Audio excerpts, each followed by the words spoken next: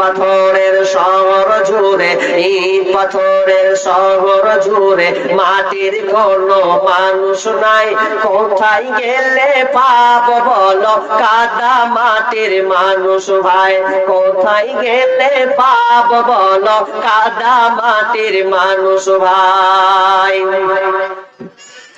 ইট পাথরের দালান গুলি যেমন করে গাথা, মানুষ গুলির মনটা যেন মিলে গেছে সেথা, রে মিলে গেছে সেথা।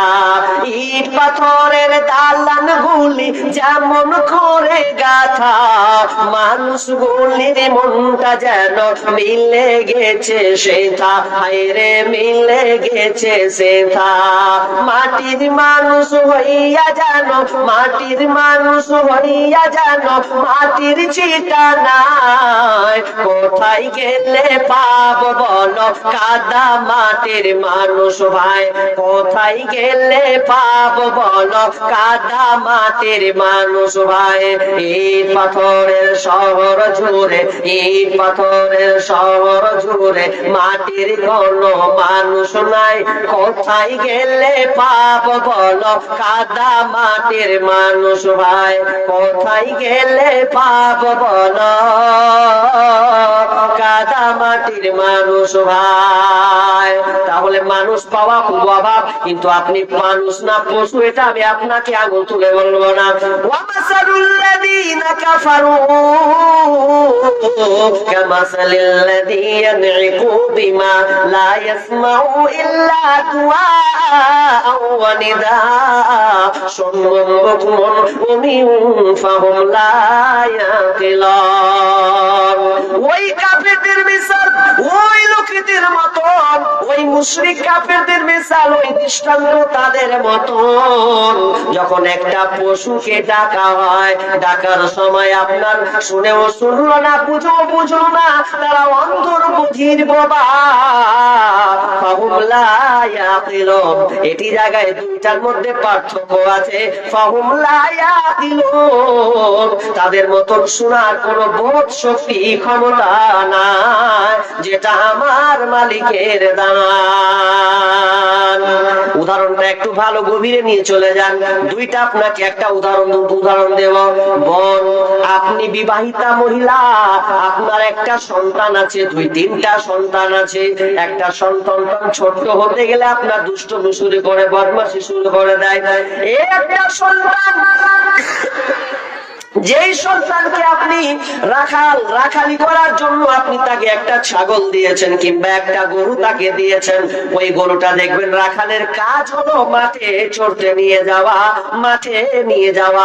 যখন মাঠে নিয়ে যায় তখন রাখালের একটা অভ্যাস খারাপ আছে, বাচ্চারা তখন অনেক সময় খেলনা শুরু করে দেয়, আর গরুর দিকে কিন্তু সে কর্ণপাত করে না। গরু কিন্তু এবার ছাগলটা কিন্তু দুষ্টুমি শুরু করেছে। এবার ছাগলটা যখন দুষ্টুমি শুরু করা, মানে অন্যের ভুঁয়ে, আপনার টমাটোলের ভুঁই হোক, আপনার কিনা বেগুনের ভুঁই হোক, আর আপনার যত চাষাবাদ ফল ফ্রুটের আপনার বা চাষ হোক না কেন, গরুটা যখন মুখ লাগাতে যায় তখন আপনি দেখবেন দূর থেকে ওই আপনার রাখালটা হাঁক মারে না? আমরা ছোটবেলায় দেখেছি, যখন গরু দুষ্টুমি শুরু করতো তো হাঁক মারতো। আচ্ছা, রাখাল যখন হাঁক মারে গরু ঘুরে? গরু কিন্তু ঘুরে না, গরু তখন ওই সময় ঘুরে না। এবার দেখেন, আবার বিপরীতমুখী একটা উদাহরণ নেন। আপনারই সন্তান 7 বছর 8 বছরের বাচ্চা, ওই সন্তানটা যখনই ভুঁইয়ের আপনার, আমরা আল বলি, আপনারা কি বলেন জানি না, ভুঁইয়ের দুপাশে মাঝখানে যে বেড়া দেয় এটাকে আল বলা হয়। তো আল দিয়ে যখন যায় তো যেতে যেতে যেতে ছোট্ট ছেলের লোভ হয়ে যায়, আর যেমনই লোভ হয়ে যাওয়া, তো দেখবেন অনেক সময় ছোট ছেলেরা টমেটোকে তুলে নেয়, লুকিয়ে নিয়ে সাইডে গিয়ে খাবো, কাউকে জানতে দেব না। আর এমন সময় হয়েছে কি, ওই বাচ্চাটার, ওই সন্তানটার পিতা দূর থেকে দেখে নিয়েছে, আর সে হাত শুরু করেছে, ঘুরলি তুই, আর যেমনই ঘুরলি তুই বলা টামাটুল থুয়ে পালিয়ে গেল, মানে আর নেই হাওয়া, একদম পালাকি পালা, বাপের হাত বাপের কাছে ধরা দিব না, উড়ে গেল। আর যেমন উড়ে যাওয়া পাত্তা দিল না। এবার শিক্ষিত সুধী মণ্ডলে মা বোন এবার ধ্যান করে শুনেন, ভালো করে শুনেন। ওই গরুটার কান আছে আর আপনার কিনা ওই শিশু বাচ্চাটারও কান আছে, ওই গরুটার মুখ আছে, শিশু বাচ্চাটার মুখ আছে, ওই গরুটার পা আছে, আপনার কিনা শিশু বাচ্চাটারও পা আছে। তো গরুটার চোখ আছে, ওই শিশু বাচ্চাটার চোখ আছে। কিন্তু গরুটা মানুষটা কেন ফিরলো, গরুটা কেন ফিরলো না? এখানে দুইটা জায়গায় পার্থক্য আছে। কোরআন বলছে ফাহুম লা ইয়াকিলুন, এদের মধ্যে দুটি জায়গায় পার্থক্য আছে। মানুষটার বোধ শক্তি ক্ষমতা আছে, আর ওই পশুটার ওই গরুটার বোধ শক্তি নাই, যেটা আমার মালিকের দান। এবার মুয়াজ্জিনে আজান দেয়, মুয়াজ্জিন যখন আজান দেয় তখন কিভাবে দেয়? হাইয়া আলাস সালাহ,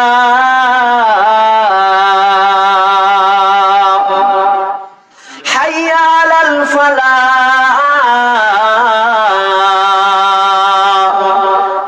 মুয়াজ্জিন আজান দেয়। আপনার এলাকায় যত মসজিদ আছে, ওয়াক্তিয়া মসজিদ, জামে মসজিদ থেকে শুরু করে মাদ্রাসা মসজিদ থেকে শুরু করে যখন আজানটা হয়, তার মানে এখানে আল্লাহর ভাষা, মুয়াজ্জিন দেয় কিন্তু আল্লাহর ভাষা।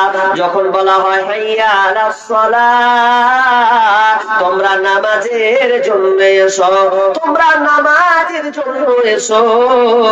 হাইয়া আলাল ফালাহ, যদি তোমরা নিষ্কৃতি পাও, তৃপ্তি চাও, কল্যাণ চাও, তো নামাজের দিকে এসো। এখানে কল্যাণ আছে, ফালা আছে। কিন্তু বন্ধুরা আমার, আজান হয়ে গেছে। আজান হওয়ার পর দেখবেন অনেক সময় ভাই দোকান নিয়ে ব্যস্ত থাকে, অনেক সময় দেখা যায় তাস নিয়ে লুডো নিয়ে ব্যস্ত আছে, অনেক মা বোনকে দেখা যায় আজান হয়েছে রান্নার কাজে ব্যস্ত হয়ে আছে। তারা কিন্তু আজানের গুরুত্বটা দিল না, আল্লাহর ডাকে সাড়া দিল না। অথচ মানুষকে জ্ঞান, আপনার জ্ঞান বুদ্ধি বিবেক চেতনা তার মধ্যে ঢুকানো হয়েছে। এবার আপনার পশু, আপনার গরুটা, আপনার কুকুর, আপনার ভেড়া, আপনার ছাগল, এগুলো আপনি নেন। তারা যখন আপনি মাঠে, আপনি গরুকে তুলতে যান, লাঠি আপনা দিয়ে, আপনার খোঁটা দিয়ে আপনি গরুকে মাঠে বেঁধে আসেন, তো দেখবেন সন্ধ্যা যখন হয়ে যায়, যদি আপনি গরুটার খুঁটাটা উঠিয়ে দেন, তো আপনার গন্তব্য, আপনার বাড়ি গিয়ে পৌঁছাবে। ও কিন্তু লাইন বেলাইন করবে না। আপনার ছাগলটা পুরো সকাল থেকে নিয়ে সন্ধ্যা পর্যন্ত ঘুরে বেড়ায়, যখন সন্ধ্যা হয়ে যায়, ডাক পড়ে যায়, তখন ওই ছাগলটা আপনার বাড়িতে এসে ঢুকে যায়।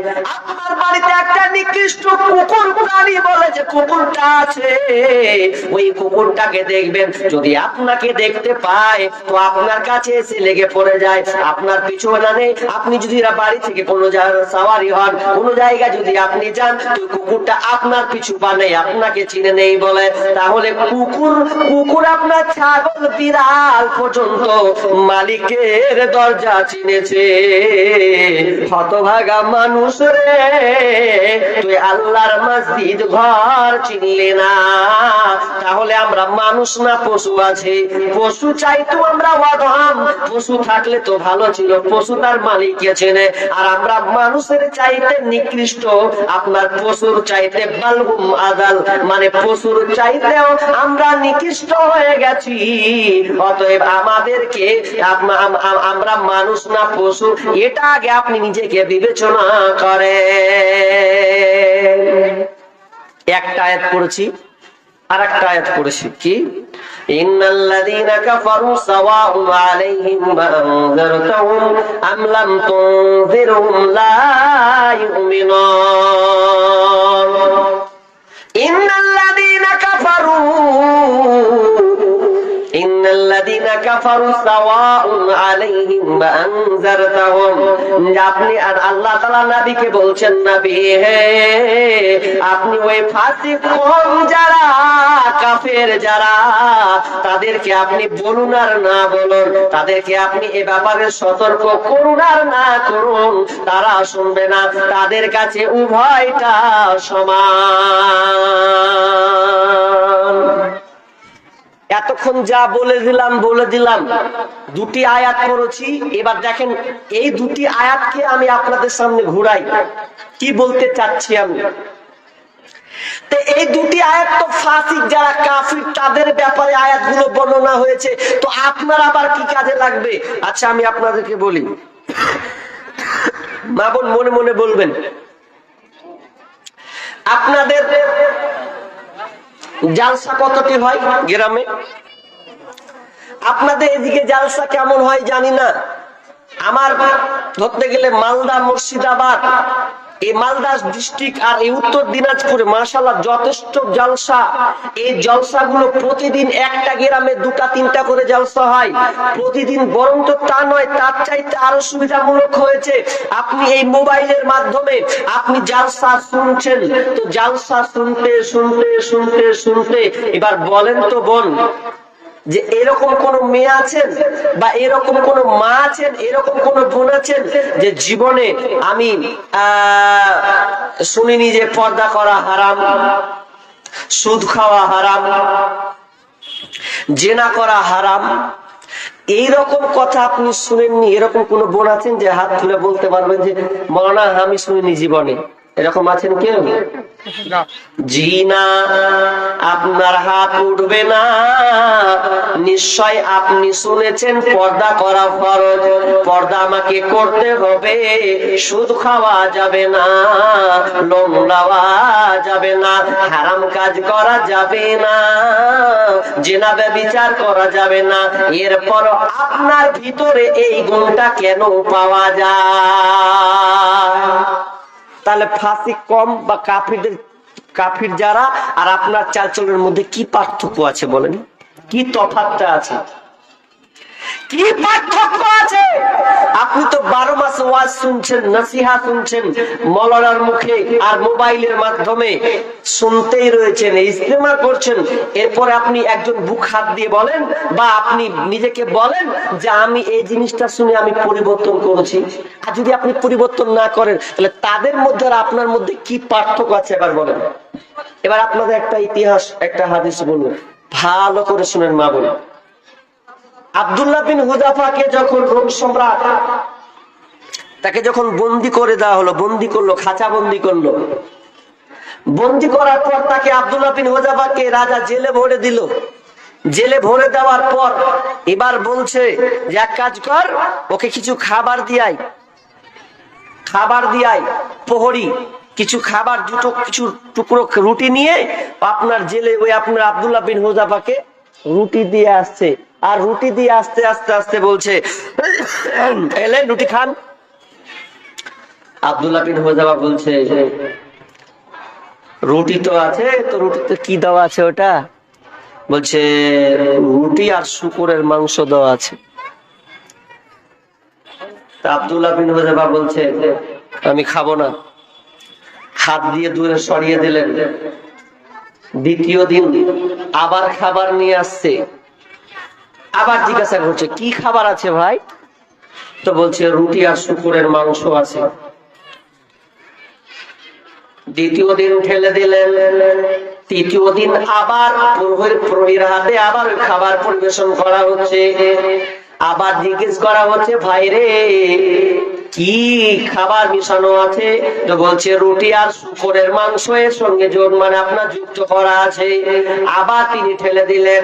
তো চতুর্থবারের দিন এবার রাজাকে বলা হলো, রাজা মশাই আপনি যাকে বন্দি করেছেন, খাঁচা বন্দি করেছেন, জেলে ভরেছেন, ও এমন একটা লোক 3 দিন পর্যন্ত অনাহারে আছে, অতঃপর তবু সে এক টুকরা রুটি মুখে দেয় না। এবার রাজা চলে গেলেন। 5 আছে। তো রাজাকে বলছেন, রাজা মশাই, রাজা মশাই বলছেন, কি ব্যাপার তুমি রুটি খাও না কেন? বলছে, আমি রুটি খেতে পারবো না, কারণ ইসলামে শূকরের মাংস হারাম, হারাম, হারাম করা হয়েছে, খাওয়া যাবে না। বাদশা বলছে, আরে আব্দুল্লাহ বিন হুযাফা শোন, আমি তোকে আমার মায়া লাগে শুনলে, আমি তোকে কয়েকটা অফার দিব, এই অফারটা যদি মানতে পারিস, আমার এই কাজগুলোর শর্ত যদি মেনে নিতে পারিস রে, তাহলে আমি তোকে খাঁচা থেকে বন্দি আপনার কিনা ছেড়ে দেব, তোকে জেল থেকে ছেড়ে দেব। শুধু তাই না, তুই যদি আবার খ্রিস্টান ধর্ম গ্রহণ করে নিস, তাহলে আমি তোকে এর বিনিময়ে 3-4টা অফার তোকে দিতে পারি। তো এবার আব্দুল্লাহ বিন হুযাফা বলছে, কি এমন অফার দেবে? আমি তোমার অফার আমি মানতে পারবো না, আমি ইসলাম পেয়েছি, এই ইসলামকে আমি ত্যাগ করতে পারবো না। আমি ইসলাম পেয়েছি মানে আমি নিজে কোটিপতি ধনী হয়ে গেছে, আমি বিশাল বড় মাপের একজন, তুমি আমাকে আবার কি দেবে? এবার বলছে আব্দুল্লাহ বিন হুযাফাকেও বাদশা বলছে, শোন, তুই যদি ইসলাম ত্যাগ করে দিস, তাহলে আমি তোমাকে আমার অর্ধেক রাজত্ব, যে আমার যে পুরো রাজত্ব আছে, এই রাজত্বটা অর্ধেক রাজত্ব আমি তোকে দিয়ে দেব, তোর নামে আমি লিখে দেব। শুধু তাই নয়, আমি তোকে কি করব শুনেলে, আমার একটা রূপসী একটা মহিলা, আমার একটা মেয়ে আছে, ওই মেয়েটা এত সুন্দরী দেখতে, এত সুন্দর, তার সঙ্গে তোমার বিবাহ দিয়ে দেব। তো আর শুধু তাই না, এর বিনিময়ে তোমাকে আমি ছেড়ে দেব। এবার আব্দুল্লাহ বিন হুযাফা বলছেন, না না না, আমি তোমার রাজত্ব নিয়ে আমার কোনো লাভ হবে না, আর রাজত্ব পাওয়ার জন্য আমি দ্বীন ইসলামকে ছেড়ে দেব, এটা আমার দ্বারা কখনো সম্ভব নয়। আর আপনি আর তোমার ওই মেয়েকে বিয়ে করব, এটাও আমার কোনো সম্ভব নয়। এগুলো লোক দেখিয়ে আমার কোনো, আপনার কোনো লাভ হবে না, এটা আমি মানতে পারলাম না, মানতে পারলাম না। লম্বা ঘটনা, কিন্তু আমি আংশিক এখানটা তুলে ধরতে চাইছি। একজন সাহাবীকে বন্দী করা হলো রে, অথচ 3 দিন পর্যন্ত না খেয়ে আছে, 3 দিন পর্যন্ত খাবার খাই নাই, কেন? শূকরের মাংস দেওয়া আছে। অথচ সূরা মাইদাতে বলা হয়েছে, যদি তোমার আপনার মানে খিদা লাগে, আর যদি বিকল্প কোনো খাবার না পাওয়া যায়, তাহলে কারণবশত কোনো কারণ ছাড়াই তুমি শূকরের মাংসটাকে খেয়ে নাও, কারণ তোমার বাঁচতে হবে, বিকল্প তোমার কাছে কোনো খাবার নাই, এই উদ্দেশ্যে খেতে পারে। অথচ আব্দুল্লাহ বিন হুযাফার তার ইমানি জাজবা দেখেন, সে এখানে মুখ দিল না, মুখ দিল বরং দূরে ঠেলে দিল। হাজি, তাদের ইমান আর আমাদের ইমানের পার্থক্য কোথায়?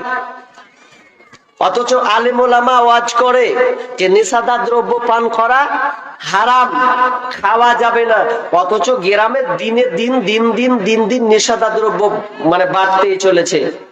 আর সব থেকে বড় কথা, সবচাইতে বড় কথা কি বলছেন, সবচাইতে বড় কথা হচ্ছে কি জানেন, যে আমরা মনে করছি মদটা পান করলো, গাড় গাড় গাড় গাড় গাড় গাড় গাড় গাড় করে গিলে নিল, এটাকে মদ, আর বাকিগুলো মদ নয়।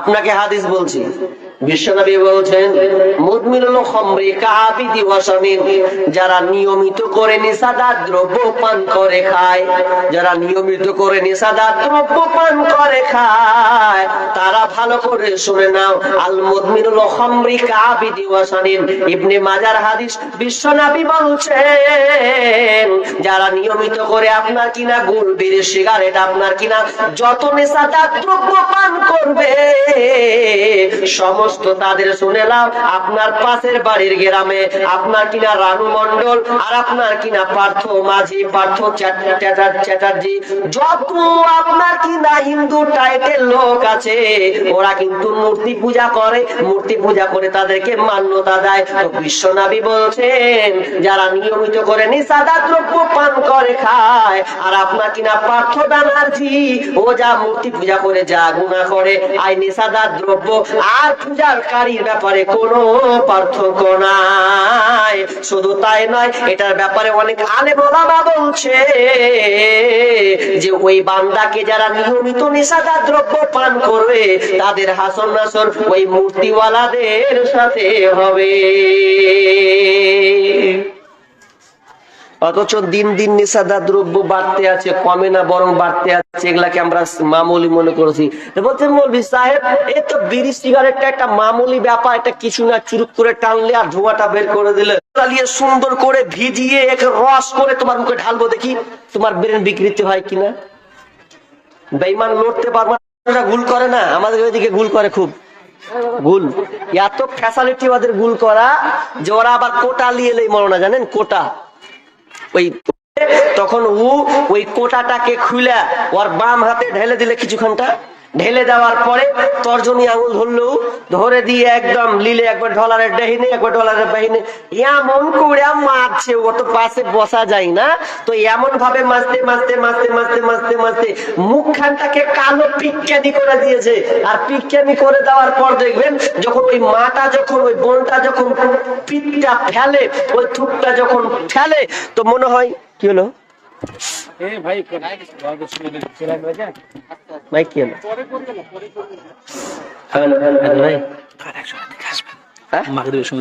আচ্ছা আচ্ছা, 8 ঘন্টার মধ্যে ইনশাআল্লাহ আমি আর 5 মিনিট ঘুরাই, 5 মিনিট, ঠিক আছে ঠিক আছে।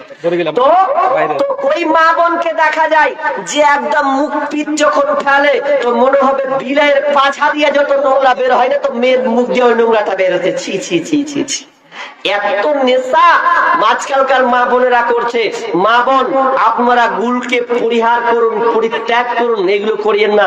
আর বাপজি আপনাকেও বলি, আপনি কেমন, আপনি হতভাগা যে আপনি নামাজে যাবেন, তো নামাজের আগেই আপনি ওই বিড়িটা খেয়ে উজু করছেন। অথচ বিশ্রামী কি হাদিসে আমরা সবাই জানি ছোট কাল থেকে, যে নামাজে মসজিদে নামাজ পড়তে গেলে, মসজিদ গেলে পেঁয়াজ রসুন খেতে হয় না, কারণ ফেরেশতারা ঘ্রাণ নিতে পারবে না। তো আপনি বুজুর্গি বাপজি, এত বড় বড় দাড়ি, জি এত বড় বড় দাড়ি, এরপরে ও বিড়ি খেয়ে নিল, খয়নি ভরে নিয়েছে, উজু করছে আর খয়নি বাহি করছে আর উজু করছে, মনে হচ্ছে আর মুখ দিয়ে মনে হয় আতরের স্যান্ড বের হচ্ছে। এত নোংরা, এগুলো থেকে তো আপনাকে বেঁচে থাকতে হবে। একটা গেল। নাম্বার 2, তাহলে নেশাদার দ্রব্য থেকে বাঁচতে হবে। এটা আল্লাহ তাআলার আপনার কিনা নিষেধ, খবরদার না, তোমরা নেশাদার দ্রব্য পান করবে না। এই ব্যাপারে বিশাল লম্বা আলোচনা আছে। নাম্বার 2, আল্লাহ সুবহানাহু ওয়া তাআলা বলেছেন, ইয়া আইয়ুহাল্লাযীনা আমানুত্তাকুল্লাহা ওয়া যারু মা বাকিয়া মিনার রিবা ইন কুনতুম মুমিনিন। খবরদার, আল্লাহ বলছেন, ইয়া আইয়ুহাল্লাযীনা আমানু, হে ঈমানদারেরা, তোমরা আল্লাহকে ভয় করো, ওয়া যারু মা বাকিয়া মিনার রিবা, এবং তোমরা সুদের বকিয়া, সুদের কারবার যত লেনদেন আছে, ওগুলোকে তোমরা বর্জন করে দাও, ছেড়ে দাও। সুদ লেনদেন করা যাবে না, চক্রবৃদ্ধি হার লেনদেন করা যাবে না। অথচ আমাদের সমাজে মা বোনদের বেশি। আপনাদের এইদিকে জানেন, আমাদের মুর্শিদাবাদ, এই আপনার বন্ধন লোন এত বেড়েছে, এত বেড়েছে, এত বেড়েছে, যা বলার কথা নয়। প্রত্যেকটা মেয়েকে দেখছি বিড়ি বেঁধছে, আর বিড়ি বেঁধে বেঁধে বেঁধে লোনকে শোধ করছে। আপনাদের বিড়ি বাঁধা আছে? এদিকে বিড়ি বাঁধা নেই, মা বোন খুব ভালো, যাক আল্লাহ একদিক দিয়ে হেফাজত করেছে। আর আমাদের বিড়ি বাঁধা এত বেড়েছে, বিড়ি বাঁধা, যে রাস্তা রাস্তা রাস্তা রাস্তা গলিতে গলিতে বিড়ি বাঁধে, পর্দা নেই। বলতে লজ্জা লাগছে, কি বলবো, মুর্শিদাবাদের লোক, তাও বলতে হচ্ছে, না বললে হয় না, যে রাস্তায় বিড়ি বাঁধছে, এমন বিড়ি বাঁধছে, ওর পর্দার ব্যাপারে কোনো গুরুত্ব নাই। এই যে লোন নিয়েছে, লম্বা লম্বা বিড়ি টানছে, ও বাঁধছে। আলেম ওলামা যাচ্ছে, তো আলেম ওলামা যদি যাচ্ছে, তো আপনাকে লোক যদি যাচ্ছে, তো মাথায় কাপড় নেই। আর যখনই মৌলবি চলে গেল, তখন বলছে, এ ছুরি, মাথায় কাপড়টা দে না, খেপি কোন টাকা, মাথায় কাপড় দিতে পারিস না, তোর মাথায় কাপড় দিতে কেন? তো বলছে মৌলবি যেছে সেই। অথচ ওই রাস্তা দিয়ে কত যে লোক গিয়েছে, একটাও মাথায় কাপড় পরেনি। তো মৌলবীর ব্যাপারে করছে, মাথায় কাপড়টা দে না। তা আমি আবার বলছি, ও খালি মৌলবীটাই খালি পুরুষ, আর বাকি যে রাস্তা থেকে সবটি হিজড়া নাকি? ওই জন্য তোমরা মাথায় কাপড় দাওনি। আশ্চর্য লাগছে, বর্তমান খুব খারাপ।